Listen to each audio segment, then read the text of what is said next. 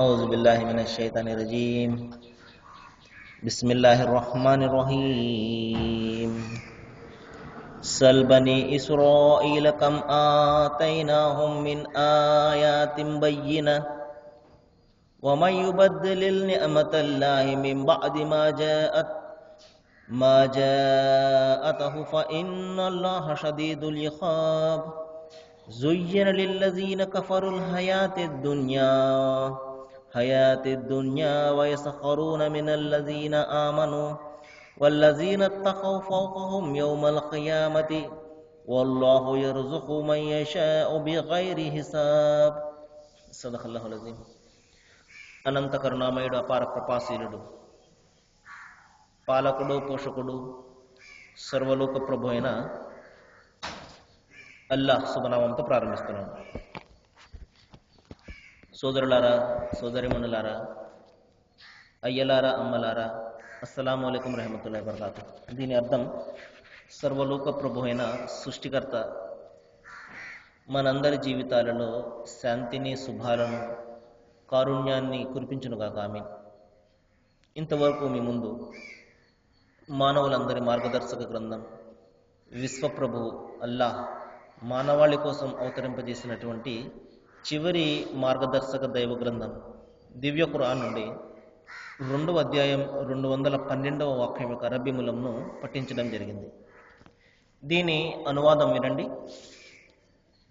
అవిశ్వాస వైఖరిని అవలంబించిన వారికి ఇహలోక జీవితం ప్రియమైనదిగాను మనోహరమైనదిగాను కనిపించేలా చేయబడింది. ఎవరైతే అవిశ్వాసాన్ని అవలంబిస్తారో, అవిశ్వాసం అంటే విశ్వాసం లేకపోవడం. ఎవరి మీద విశ్వాసం లేకపోవడం? దైవం మీద. అంటే ఈ సృష్టికి కర్త ఒక్కడే అన్న విశ్వాసం ఎవరికైతే ఉండదో, ఈ సృష్టికి కర్త అనేక మంది ఉన్నారు అని ఎవరైతే విశ్వసిస్తారో, మరణానంతర జీవితము అన్నది కేవలం ఒట్టి మాట, మరణానంతర జీవితం అనేది లేదు, ఈ జీవితమే ఇక్కడే జననము ఇక్కడే మరణము అని ఎవరైతే భావిస్తుంటారో, ఇటువంటి వారిని అంతిమ దైవ గ్రంథం దివ్య ఖురాన్ అవిశ్వాసులుగా పేర్కొంటుంది. కాబట్టి విశ్వాసము అంటే దైవం ఒక్కడే, ఆయన ఒక్కడే ఆరాధనకు అర్హుడు అని భావించడము, అని విశ్వసించడము, ఇది విశ్వాసము. దీనికి వ్యతిరేకంగా ఎవరైతే దైవము ఒక్కడు కాదు అనేక మంది అని విశ్వసిస్తారో, ఇంకా దైవత్వంలో చాలా మందికి భాగస్వామ్యం ఉన్నది అని ఎవరైతే భావిస్తారో, వీరిని అంతిమ దైవ గ్రంథం ఖురాన్ అవిశ్వాసులుగా పేర్కొంటుంది. కాబట్టి ఎవరైతే ఇటువంటి అవిశ్వాస వైఖరిని అవలంబిస్తుంటారో అటువంటి వారికి ఈ జీవితము చాలా మనోహరంగా, చాలా ప్రియంగా దైవం చేయడం జరిగింది. ఎందుకంటే వారికి మరణానంతర జీవితం పట్ల ఏమాత్రం కూడా ఆసక్తి ఉండదు. ఈ ప్రపంచము, ఇక్కడ ఉన్న ఈ 4 రోజులు ఈ ప్రపంచాన్ని జుర్రుకోవాలి, ఏదో ఒక విధంగా అది మంచైనా చెడైనా, సక్రమమైన అక్రమమైన ఏదో ఒక మార్గంలో ధనాన్ని సంపాదించాలి, ఈ ప్రపంచాన్ని జీవించాలి, ఎంజాయ్ చేయాలి అన్న ఆసక్తి మాత్రం ఉంటుంది తప్ప మరణానంతరం ఒక జీవితం ఉన్నది, ఇక్కడ మనం చేసే ప్రతి పనికి అక్కడ జవాబు ఇవ్వవలసి ఉంటుంది, ప్రతి విషయాన్ని దైవం మనల్ని ప్రశ్నిస్తాడు అన్న స్పృహ ఉండదు, అన్న ఆసక్తి ఉండదు, తెలుసుకోవాలి అన్న జిజ్ఞాస కూడా ఉండదు. కేవలం ఈ ప్రపంచం వెనుక పడడం జరుగుతుంది. మరి రకరకాలైనటువంటి అవినీతి మార్గాలలో, అక్రమమైనటువంటి మార్గాల్లో పయనం చేసి మరి ఏదో ఒక విధంగా డబ్బును సంపాదించడమే పరమార్థంగా వారి యొక్క జీవితం ఉంటుంది. ఇటువంటి వారి గురించి దైవం చెప్తున్నాడు, వారికి ఇహలోక జీవితం చాలా మనోహరంగా కనబడుతూ ఉంటుంది, ఈ ప్రపంచమే శాశ్వతంగా కనబడుతూ ఉంటుంది, ఈ ప్రపంచం కోసం ఏదైనా చేయాలి అని వారికి అనిపిస్తూ ఉంటుంది. ప్రపంచం అంటే చాలా ఉంది సోదరులారా. ఈ విధంగా సంపద కానివ్వండి, స్త్రీలు, సంపద, ఈ విధంగా సంతానము, ఈ ప్రపంచక మాయ, ఇదంతా కూడా మరి ఎవరైతే దీని వెనకాల పడతారో తప్పనిసరిగా వారికి ఇదే ప్రియంగా కనబడుతుంది, మరొక ఆలోచన వారికి ఉండదు. అంతేకాదు వారు విశ్వాస వైఖరిని అవలంబించిన వారిని పరిహసిస్తూ ఉంటారు. ఎవరైతే దైవభీతి పరులై ఉంటారో, ఎవరైతే మరి దైవాన్ని ఆరాధిస్తూ ఉంటారో, ఎవరైతే దైవం నిషేధించినటువంటి పనుల నుండి దూరంగా ఉంటారో, ఇటువంటి వారిని చూసి ఈ ప్రాపంచిక పూజారులు ఏమంటారంటే వారిని పరిహసిస్తూ ఉంటారు. చూడయ్యా, ప్రపంచం అంతా కూడా ఒకవైపు వెళ్తుంటే వీరు ఇంకొక వైపు వెళ్తున్నారు. ప్రపంచం అంతా వడ్డీ మాయలో పడిపోతే వీళ్ళు వడ్డీ నిషేధం అంటున్నారు. ప్రపంచం అంతా స్త్రీల చుట్టూ తిరుగుతుంటే వీరు స్త్రీలను కన్నెత్తి చూడకూడదు అంటున్నారు. ఈ విధంగా ఎవరైతే దైవభీతి పరులై ఉంటారో, ఇంత బిజీ అయినటువంటి ఈ ప్రపంచంలో 5 పూటలా నమాజు చేయడము, 5 పూటలా ప్రార్థన చేయడము, మరి అది ఏ విధంగా సాధ్యమవుతుంది? వీరికి ఏ పని పాటు ఉండదు. కాబట్టి ఈ విధంగా దైవారాధన చేస్తూ ఉంటారు, దేవుని ఆరాధనల చుట్టూ తిరుగుతుంటారు అని చెప్పేసి ఎవరైతే దైవభీతి పరులై ఉంటారో, పాపభీతి పరులై ఉంటారో వారిని ఈ ప్రపంచ పూజారులు పరిహసిస్తూ ఉంటారు, వారి యొక్క జీవిత విధానాన్ని. అయితే సోదరులారా, ఇది ప్రపంచం వరకు మాత్రమే పరిమితం.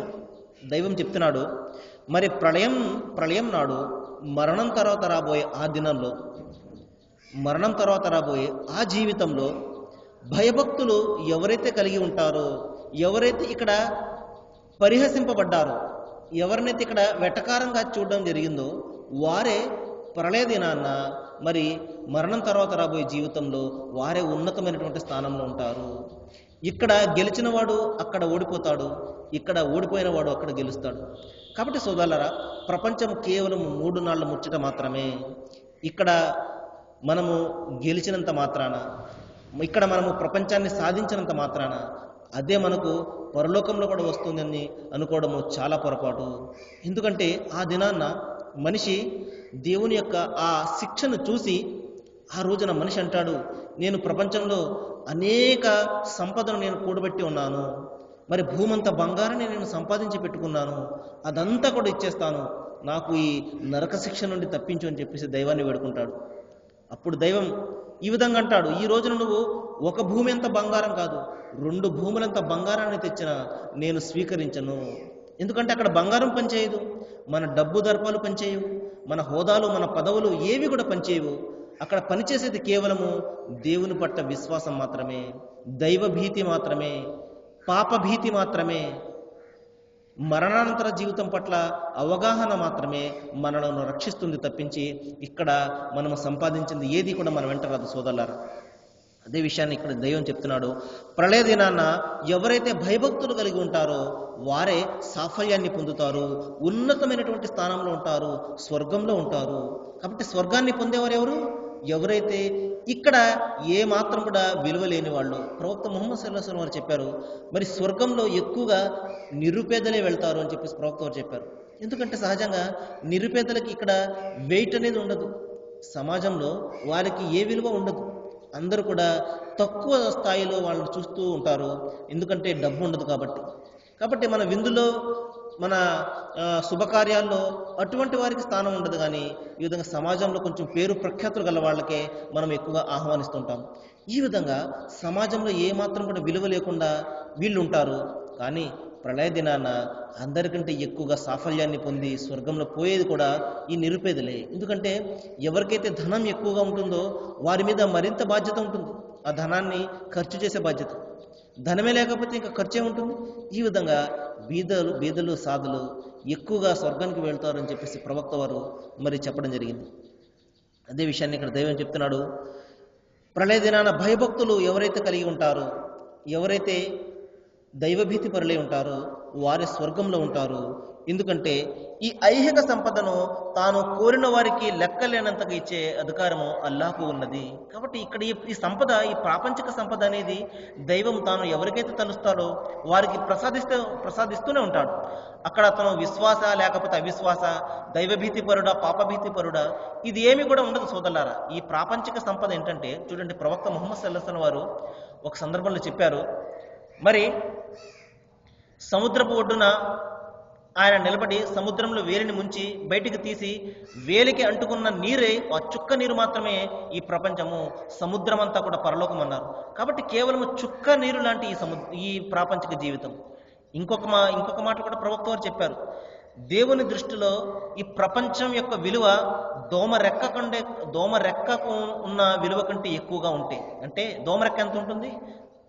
దోమే చాలా చిన్న జీవి, దాని రెక్క అసలు దాన్ని మనం ఎంత మాత్రం కూడా దానికి బరువు అనేది ఉండదు. దేవుని దృష్టిలో దోమరెక్కకు ఉన్నంత విలువ కూడా ఈ ప్రపంచానికి ఉన్నట్లయితే తనను ఎవరైతే విశ్వసించారో వారికి ఒక్క బొట్టు నీటి బొట్టు కూడా ఆయన ప్రసాదించి ఉండేవాడు కాడు అని చెప్పేసి ప్రవక్త వారు చెప్పారు. కాబట్టి దేవుని దృష్టిలో ఈ ప్రపంచము విలువ ఏమీ కూడా లేదు సోదరులారా. ఇక్కడ డబ్బు చాలా మందికి ఇచ్చేస్తుంటాడు. ఎందుకంటే ఇక్కడ అవిశ్వాసే కాదు, ఎవరైతే కష్టపడతాడో వాడికి ఆ ఫలితం దక్కుతూనే ఉంటుంది. కానీ పరలోకంలో ఉన్నటువంటి ఆ స్థానమే నిజమైనటువంటి స్థానము. అక్కడ ఎవరు వెళ్తారు? ఎవరైతే ఇక్కడ భయభక్తులతోటి జీవితం గడుపుతారో, ఆ ధనాన్ని సక్రమమైనటువంటి మార్గంలో ఎవరైతే సంపాదిస్తారో, సంపాదించినటువంటి ధనాన్ని దైవం నిర్దేశించినటువంటి మార్గాలను ఎవరైతే ఖర్చు చేస్తారో వారు మాత్రమే పరలోకంలో సాఫల్యాన్ని పొందుతారు. కాబట్టి ఇక్కడ దైవము తాను తలచిన వారికి లెక్కలేనంతగా ఇక్కడ ప్రసాదిస్తుంటాడు. మరి దానికి అవిశ్వాస అనేది అక్కడ ఎంత మాత్రం కూడా తేడా ఉండదు సోదరులారా. ఆ తర్వాత మనము మరికొద్దిసేపు పరిశుభ్రతను గురించి తెలుసుకుందాము. మనము గత కొద్ది రోజుల నుండి మన జీవితంలో ఈ పరిశుద్ధతకు, ఈ శుభ్రతకు ఉన్నటువంటి ప్రాధాన్యతను గురించి తెలుసుకుంటున్నాము. ఎందుకంటే పరిశుద్ధత అనేది విశ్వాసంలో సగభాగం అని ప్రవక్త ముహమ్మద్ సల్లల్లాహు అలైహి వసల్లం చెప్పారు. కాబట్టి మనిషి మానసికంగా కూడా పరిశుద్ధంగా ఉండాలి, శారీరకంగా కూడా పరిశుద్ధంగా ఉండాలి. ఎప్పుడైతే మరి మనిషి శారీరకంగా పరిశుద్ధంగా ఉంటాడో, మానసికంగా పరిశుద్ధంగా ఉంటాడో, అప్పుడు అతను శారీరకంగా కూడా పరిశుద్ధంగా ఉంటాడు. మరి మనము చాలా విషయాలు తెలుసుకున్నాము. ప్రవక్త ముహమ్మద్ సల్లల్లాహు అలైహి వసల్లం వారు చెప్పారు, మీరు అపరిశుద్ధ స్థితిలో ఉన్నప్పుడు ఎంత మాత్రం కూడా మస్జిద్లోనికి ప్రవేశించకండి అని చెప్పడం జరిగింది. సహజంగా మనము చేసే పొరపాటు ఏమిటంటే ఇక్కడ మరి మూత్ర విసర్జన చేసిన తర్వాత మరి ఆ అవయవాలను కడుక్కోకుండా అదే విధంగా ఉంచడం అనేది చాలా అపరిశుద్ధమైనటువంటి పరిస్థితి. ఈ రోజున మనకు డాక్టర్లు కూడా, సైన్స్ కూడా చెప్తుంది అది చాలా భయంకరమైనటువంటి రోగాలకు దారితీస్తుందని. కాబట్టి మనము స్త్రీలైనా పురుషులైనా చేయవలసిన పని ఏమిటంటే మరి ఆ మలమూత్ర అవసరాలు తీరిన తర్వాత పరిశుభ్రంగా ఆయా అవయవాలను, శరీర భాగాలను మరి కడుక్కోవడం అనేది చాలా ముఖ్యమైనటువంటి విషయము. ఈ విషయాన్ని మనము ప్రతి ఒక్కరం కూడా మనము గమనించాలి. సహజంగా మరి పురుషులు మరి ఎక్కడ పడితే అక్కడ వారు మూత్ర విసర్జన చేస్తుంటారు, కానీ ఏమాత్రం కూడా శుభ్రపరుచుకోకుండా అదేవిధంగా మరి ఉండిపోతుంటారు. తద్వారా రకరకాల జబ్బులు కూడా వస్తాయి. అంతేకాదు దేవుని దృష్టిలో ఇది చాలా అపరిశుద్ధమైనటువంటి, అపవిత్రమైనటువంటి పని. ఎందుకంటే శరీర భాగాల నుండి, ఆ విసర్జక అవయవాల నుండి విసర్జకాలు బయటకు వస్తాయి. అవి ఎంత మాత్రం కూడా అవి మిగిలి ఉండకూడదు, వాటిని పరిశుభ్రంగా మనము కడుక్కోవాల్సి ఉంటుంది. ఈ విషయాన్ని మనము జ్ఞాపకం పెట్టుకోవాలి. ఆ తర్వాత దైవం చెప్తున్నాడు, మీరు గోళ్లను కూడా ఎప్పటికప్పుడు కత్తిరించుకుంటూ ఉండండి అని ప్రవక్త ముహమ్మద్ సల్లల్లాహు అలైహి వసల్లం వారు చెప్పారు. చాలామంది అంటే సహజంగా స్త్రీలకైతే ఇది మినహాయింపు ఉండవచ్చు, కానీ పురుషులు కూడా పెద్ద పెద్ద గోళ్లను ఈ విధంగా పెంచుకుంటూ ఉంటారు. చూడ్డానికి కూడా అసహ్యంగా ఉంటుంది. ఎందువల్లంటే అందులో సూక్ష్మక్రిములు ఉంటాయి, మట్టి అంతా కూడా అందులో చేరి ఉంటుంది. భోజనం చేసేటప్పుడు ఆ మట్టి మన నోట్లోకి వెళ్తుంటుంది. కాబట్టి ఈ విధంగా గోళ్లను కూడా మనం ఎప్పటికప్పుడు కత్తిరించుకుని, ఎందుకంటే ఈ విధంగా మన శరీరం అనేది దైవం మనకి ఇచ్చినటువంటి ఒక అమానతు, ఒక అప్పగింత. దీన్ని మనము సక్రమంగా వినియోగించుకోవాలి. ఈ శరీరాన్ని మనము దేవుని ఆరాధనలో పెట్టాలి, శరీరాన్ని పరిశుభ్రంగా ఉంచుకోవాలి, పరిశుద్ధంగా ఉంచుకోవాలి. అదేవిధంగా ఈ శరీరాన్ని మనము దేవుని ఆరాధనలో మనము నిమగ్నం చేయవలసి ఉంటుంది. కాబట్టి ఇది నా శరీరము, నా ఇష్టం వచ్చినట్లు నేను జీవితం గడుపుతాను, నన్ను అడిగేవాడు ఎవడు అని ఎంత మాత్రం కూడా మనం భావించకూడదు సోదరులారా. ఎందుకంటే ఈ శరీరము మనకు దేవుని చేత అప్పగింపబడినటువంటి ఒక అప్పగింత. ప్రతి విషయాన్ని గురించి అడిగినట్లే దైవము మన శరీరాన్ని గురించి కూడా అడుగుతాడు. అద్భుతమైనటువంటి శరీరాన్ని నేను నీకు ఇచ్చాను. చూడండి, ఇతర జీవాలను మనం చూడండి, ఎవరికి కూడా మనలాంటి అద్భుతమైనటువంటి శరీరం ఎంత మాత్రం ఎవరికి కూడా ఇవ్వలేదు. దైవం అంతిమ గ్రంథం ఖురాన్లో చెప్తున్నాడు, లఖద్ ఖలఖనల్ ఇన్సాన ఫీ అహ్సని తక్వీమ్, నేను మానవుణ్ణి అత్యంత అందమైనటువంటి రీతిలో సృష్టించాను అంటాడు. మానవుడిని మనం ఒకసారి పరిశీలించినట్లయితే, అరే మనిషి ఈ విధంగా కాకుండా మరొక విధంగా ఉంటే ఎంత అసహ్యంగా ఉంటాడో అని చెప్పేసి మనకు అనిపిస్తూ ఉంటుంది. అప్పుడప్పుడు మనము చూస్తుంటాము, మరి అవయవాలు సరిగ్గా రాక కొంతమంది పిల్లలు పుడుతుంటారు. వాళ్ళని చూసి మనము చాలా అసహ్యంగా అనిపిస్తుంటుంది, ఎంత అసహ్యంగా పుట్టారేంటి అని చెప్పేసి. కానీ సోదరులారా, మనిషిని ఒకసారి పరిశీలించండి, నఖశిఖ పర్యంతాన్ని పరిశీలించండి, టాప్ టు బాటమ్ ఒకసారి పరిశీలించండి, ఎంత అందమైనటువంటి ఆకృతిని దైవం మనిషికి ఇచ్చాడు, ప్రసాదించాడు. చూడండి, ఉదాహరణకు చూడండి, మనకు ఒక చెయ్యి ఎక్స్ట్రా పెట్టాడు అనుకోండి, ఎంత గడ్డొస్తుందో మనకది ఒకసారి చూడండి. ఏ విధంగా మనిషి ఉంటే అందంగా ఉంటాడో అదే విధంగా మనిషిని ఎంతో అందంగా తీర్చిదిద్దాడు దైవం. మనం చేసింది ఏదైనా ఉందా? ఇప్పుడు మనము సహజంగా అతను చాలా అందంగా ఉన్నాడండి, ఆమె చాలా అందంగా ఉన్నదని చెప్పేసి మనము చెప్తుంటాం కదా. ఆ అందచందాలు వాళ్ళు కోరుకుంటే వచ్చాయి కాదు కదా. దైవం ఆ విధంగా వాళ్ళకి ప్రసాదించినటువంటి అప్పగింత అది. దైవం ప్రసాదిస్తేనే వచ్చింది తప్పించి తల్లిదండ్రులు అనుకుంటేనో లేకపోతే అతను అనుకుంటేనో అతను అందంగా పుట్టలేదు కదా.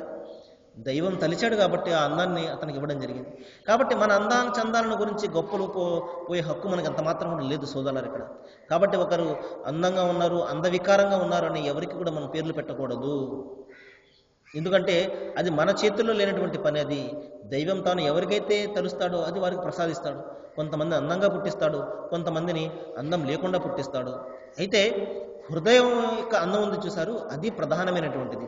ఎందుకంటే దైవము ప్రవక్త ముహమ్మద్ సల్లల్లాహు అలైహి వసల్లం వారు చెప్పారు, దైవము మీ రూపురేఖలను చూడడు, మీ అందచందాలను చూడడు, మీ డబ్బు దర్పాలను చూడడు, మీ హృదయాన్ని చూస్తాడు. మీ యొక్క హృదయంలో దైవం పట్ల ఉన్నటువంటి ప్రేమను చూస్తాడు తప్పించి మీ రూపురేఖలతో ఆయనకి ఎంత మాత్రం కూడా సంబంధం లేదు. మనం చనిపోయిన గంటకే మన శరీరం కుళ్ళిపోవడం ప్రారంభిస్తుంది. 3 రోజులకి మన శరీరం అంతా కూడా భూమిలో కలిసిపోతుంది. మరి ఇటువంటి శరీరాన్ని గురించి మనం ఎందుకు ఇక్కడ గొప్పలు పోవడం సోదరులారు ఒకసారి ఆలోచించండి. కాబట్టి ఆ అందాన్ని ఎరవేసి ఈ రోజున మరి సినిమా వ్యాపారం అంతా కూడా జరుగుతుంది. స్త్రీల అందచందాలను మరి ఆ బలహీనతను ఆసరాగా చేసుకుని మానవులను ఈ విధంగా పురుషులను అందరినీ కూడా మరి మార్గాన్ని తప్పించడం మనం చూస్తూనే ఉన్నాం. కాబట్టి సోదరులారా, మనం ప్రధానంగా గ్రహించవలసిన విషయం ఏమిటంటే మన ఈ శరీరము దైవం మనకి ఇచ్చినటువంటి అప్పగింత.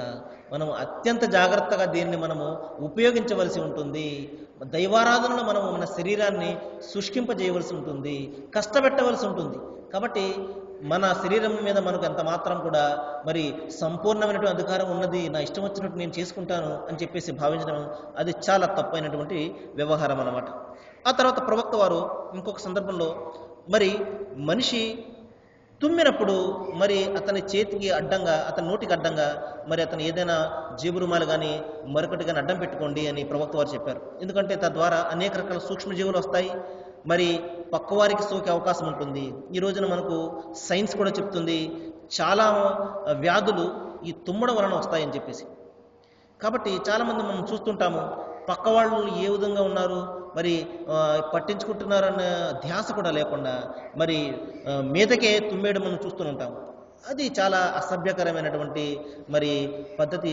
దాని నుండి మనం ఎంత మాత్రం కూడా మనము ఆ విధంగా చేయకూడదు సోదరులారా. ఆ తర్వాత ప్రవక్త వారు అన్నారు, తుమ్మిన వెంటనే నువ్వు అల్హమ్దులిల్లా అను, అంటే దైవానికి నువ్వు స్తుతిని స్తోత్రాన్ని చెల్లించు అన్నారు. ఎందుకంటే ఈ రోజున మనకు సైన్స్ ఏం చెప్తుందంటే తుమ్మిన తర్వాత మనిషి పునఃశక్తిని పొందుతాడు, పునరుత్తేజాన్ని పొందుతాడు అనమాట. అతనిలో ఉన్నటువంటి ఆ యొక్క సూక్ష్మక్రిములన్నీ కూడా బయటకు పోయి కొత్త శక్తిని అతను పొందుతాడు.